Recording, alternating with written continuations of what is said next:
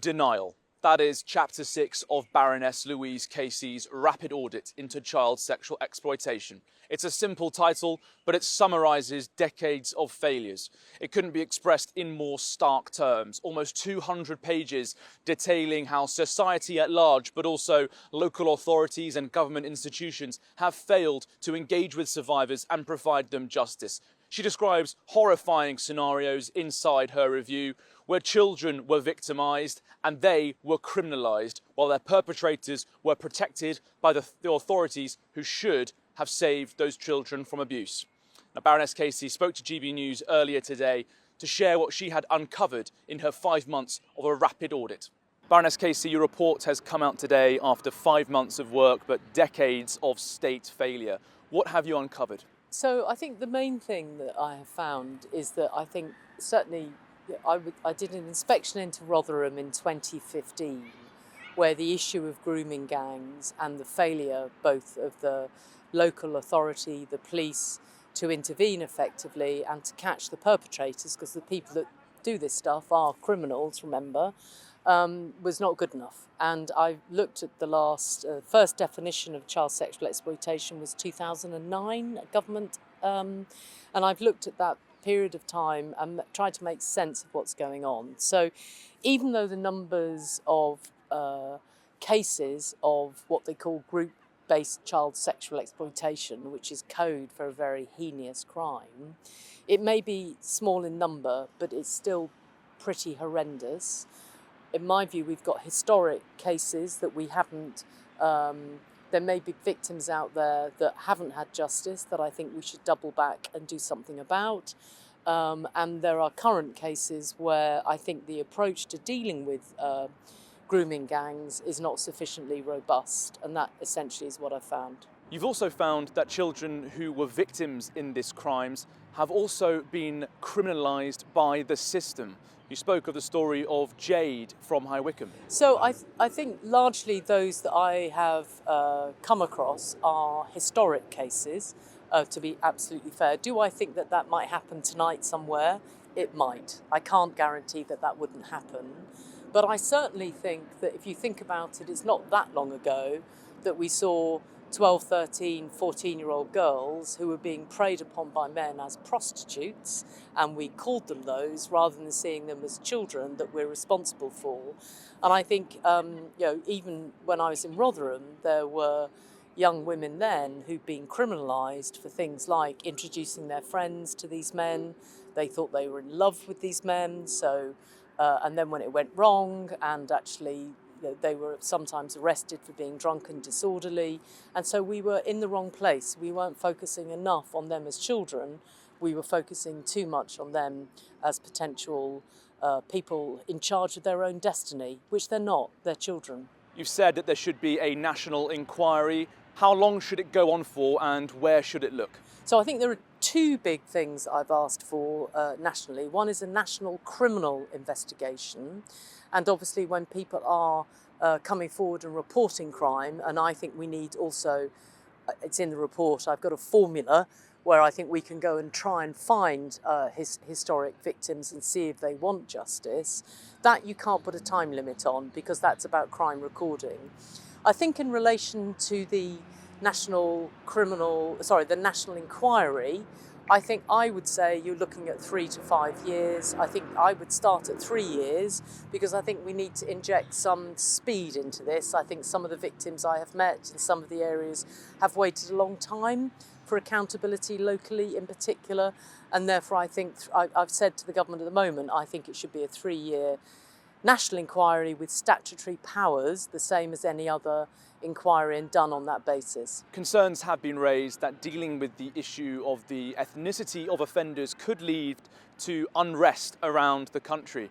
But is it your view that actually ignoring this issue could create a greater level of anger and spark more unrest? Well, I always think when something is difficult and you don't tell the truth, then essentially that creates anger and upset. And so I think just being really straight about it is the best thing to do. And in a way, I'm angry myself that for the last decade plus, we haven't collected this type of ethnicity data to say, is it or isn't it a national problem? And that then leads to people running amok with the fact they think there are cover-ups and this and that and the other. Some of those people aren't good people, in my view, and they are, determined to sow hate. Some of those people are people just wanting to know what is going on. I'm in the group which is I want to know what's going on, so if I can understand what they call in police in terms of the threat, then you essentially can work out how to stop it.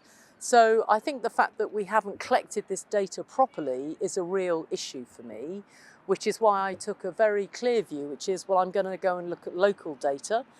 So I've looked at the whole of Greater Manchester Police data, I've looked at the whole of West Yorkshire Police data, I've looked at Operation Stovewood data, and there in those three big data sets you do see that Asian heritage or Pakistani heritage men are disproportionately represented. And just for one moment, if you also look at Greater Manchester, I asked them to send me the data on child abuse.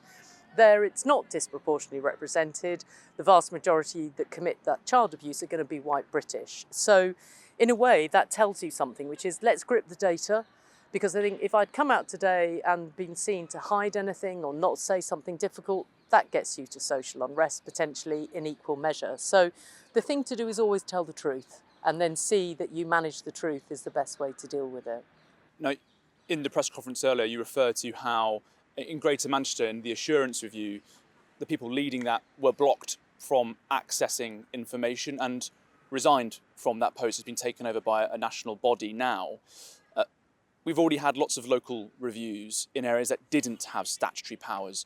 Do you want those local areas, such as Oldham, Rochdale, Telford and Rotherham as well, to get the same level of investigation now? Have we left a few stones unturned?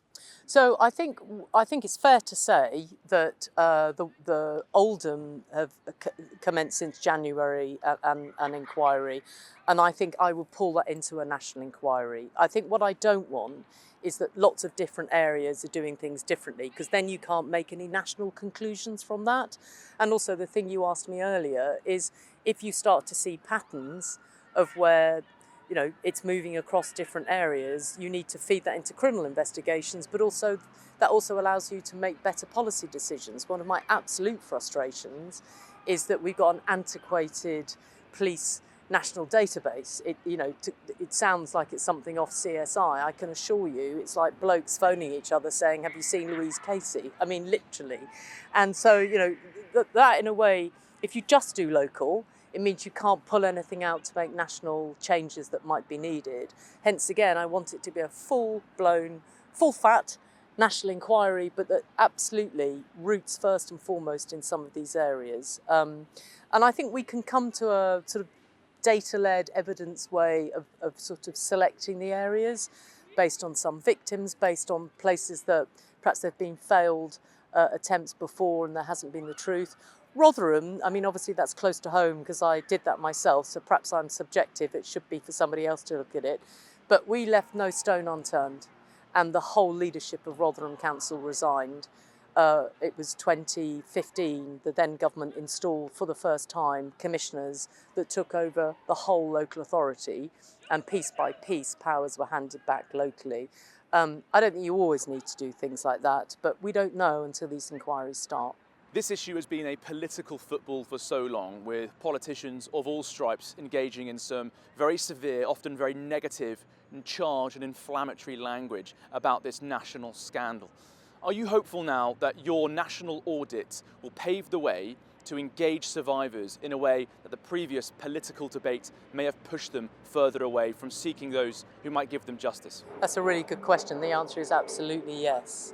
And I think one of the reasons I've gone for this tightening up of consent is because I want every woman now that at the age of 13, 14 and 15, if this happened to her, not to feel that it was her fault, not to feel that, she was going to be described as wayward or making these bad choices, that actually she was a child and we didn't see and hear her as a child. And that if there's one message I want to come out from it today is that I want those women, and they're largely women, to think, I didn't do anything wrong. Actually, I didn't get the right help, and that we, as a state, as a society, are going to come behind them with the criminal investigation first and foremost, believing them. And for any kid growing up now who's 13, 14 and 15, if people do to them what they did historically, they'll be done for rape. No ifs, no buts, no excuses. And I think that would be a fitting, respectful, honouring thing to do for the victims. Baroness Casey, thank you so much for your time. Thank you.